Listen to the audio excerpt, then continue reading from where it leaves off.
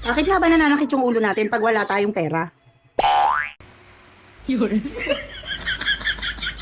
Ang pananakit ng ulo kapag wala kang pera ay tinatawag sa salitang kanto na financial migraine o kaya naman, purita kalaw syndrome.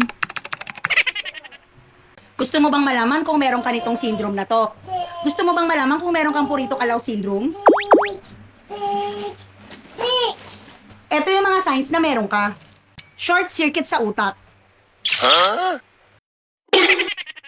Pag nakita mong 20 pesos na lang yung natitirang pera sa wallet mo, nagpapanik yung utak mo. Nag-overheat ang iyong calculator brain. Sa kakaisip kung paano pagkakasyahin ng barya sa pamasahe, ulam, at kuryente. Wow! Ang resulta, parang sumasabog na CPU yung utak mo. Number 2, muscle tension. Number 2, naman tension. Yung para bang meron kang kaba at nginig, parang kapag dadaan ka sa tapat ng Bombay o ng landlord mo, otomatikong maninigas yung mga kalamnan mo. Sa leeg at balikat para magtago o umiwas. Ang tawag dyan, duck and cover pose. Need some cover. Diyan pa ba sila? Ang tensyon na ito ay umaakyat diretso sa anit mo. Pangatlo, gutom at dehydration.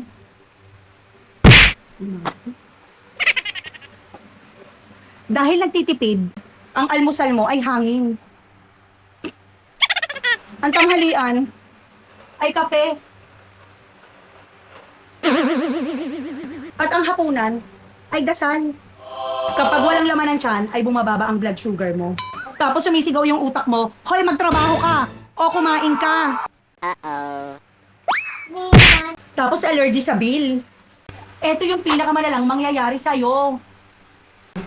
May makakakita ka ng resibo ng kuryente, tubig, at credit card mo, nagdidilim yung paningin mo tapos biglang nagiinit yung bunbunan mo. Scientific name, Recibitus acute. Oh, let me watch. Sure. Ang sakit sa ulo na dulot ng kakulangan sa pera ay karaniwang tension headache, dulot ng matinding stress. Ito yung tip ko o paraan na pwede mong gawin para mabawasan yung sakit ng ulo mo. 1. Mag-unat ka o stretching. Ikutin mo yung leeg mo at balikat ng dahan-dahan para mawala yung tension mo. Tamang paghinga. Huwag mong kalimutan huminga ha. Kahit stress ka dahil wala kang pera, kailangan mong mabuhay. Charot! Umupo ka ng tuwid, tapos huminga ka ng malalim. Tapos pumikit ka at dahan-dahang ibuga para bumaba ang stress level mo. Tapos magkaroon ka ng tamang budget. May natitira ka pang budget, ilaan mo sa mga pangunahing kailangan mong bilhin. Huwag yung kung ano-ano. Huwag mo nang unahin yung kapritsyo mo. Next time na lang kapag sobra-sobra yung pera mo. Tapos kung wala ka na talagang malapitan, try mong lumapit sa gobyerno kung sang barangay ka nabibilang. Pwede kang lumapit sa AIX, yung mga tulong financial sa government. Nako, humingi ka ng tulong, huwag kang mahiya. AIX, ito yung assistance to individuals in crisis situation. O TUPAD. Alam mo na yon, naririnig mo na yun. O ayan, hindi naman ako expert. So, sinishare ko lang yung experience ko.